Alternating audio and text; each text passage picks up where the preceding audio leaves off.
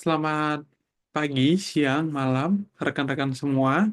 Perkenalkan, saya Bayi Iman Tama Putra Surbakti dengan NIM 27024676665. Saya akan menjelaskan mengenai riset kelompok kami mengenai sistem outsourcing dalam mewujudkan pekerjaan layak dengan parameter SDG 8, di mana topik khususnya itu tantangan dan peluang di Indonesia.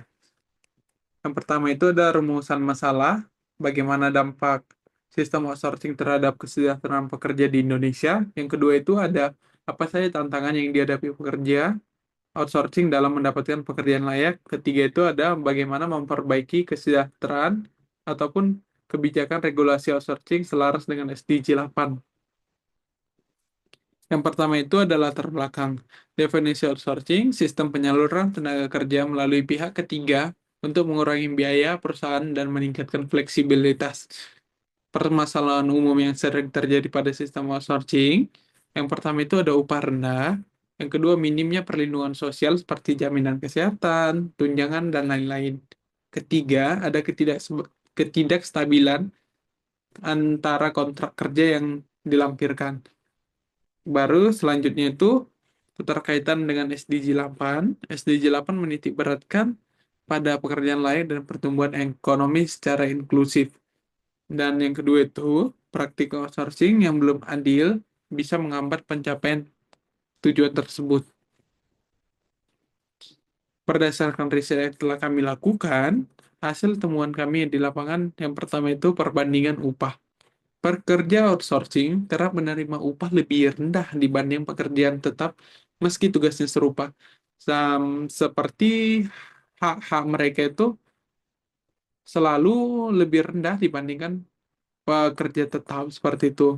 Dan kedua, ada perlindungan sosial terbatas seperti hak cuti, jaminan kesehatan, dan tunjangan pensiun tidak selalu diperoleh.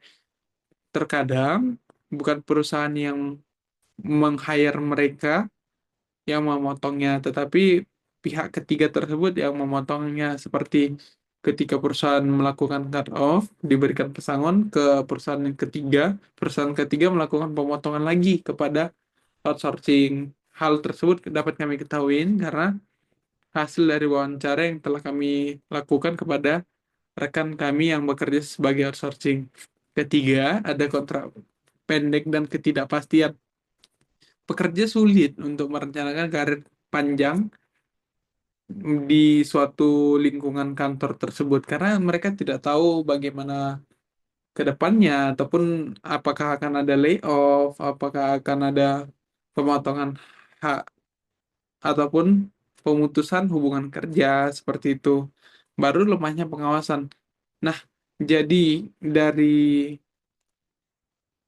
kegelisahan pekerja-pekerja ini, hal tersebut terutama berasal dari lemahnya pengawasan. Perusahaan sering memanfaatkan celah hukum karena penegakan kebijakan ketenagakerjaan belum optimal, terutama di Indonesia. Perusahaan sering sekali melakukan penghematan ataupun melakukan pemotongan-pemotongan yang tidak berkaitan dengan hukum seperti perusahaan sendiri um, mengakalin istilahnya gaji dari pegawai itu tidak lebih besar dari bonus. Sehingga ketika THR nanti, pegawai itu menerima bonus THR itu lebih rendah karena berdasarkan perkalian gaji seperti itu. Nah, ada beberapa solusi atau strategi yang kami tawarkan. Pertama itu, regulasi dan penegakan hukum perlu ditingkatkan, di mana revisi aturan ketenagakerjaan dan pembentukan lembaga pengawasan independen untuk memastikan kepatuhan perusahaan sehingga mereka itu tidak berbuat nakal lagi istilahnya. Kedua, peningkatan perlindungan sosial, memastikan outsourcing terdaftar di BPJS Kesehatan dan Ketenagakerjaan, lalu transparansi kontrak kerjaan dan opsi perpanjang jangka panjang. Ketiga, ada edukasi pemberdayaan, sosialisasi hak-hak pekerja agar tidak mudah dieksploitasi dan memberikan pelatihan, keterampilan untuk meningkatkan daya saing di pasar kerja. Keempat, adanya kolaborasi antar pihak di mana pemerintah, perusahaan, dan masyarakat bekerja sama untuk meningkatkan kesadaran sosial dan CSR perusahaan itu difokuskan kepada kesejahteraan tenaga kerja, terutama di sistem outsourcing sendiri. Oleh karena itu, melalui riset yang kami lakukan, dapat disimpulkan bahwa sistem outsourcing dalam mempengaruhi kesejahteraan pekerja masih adanya ketidaksetaraan upah dan perlindungan. Kedua, kebijakan dan pengawasan itu perlu diperkuat agar perusahaan tidak menyalahgunakan celah hukum tersebut.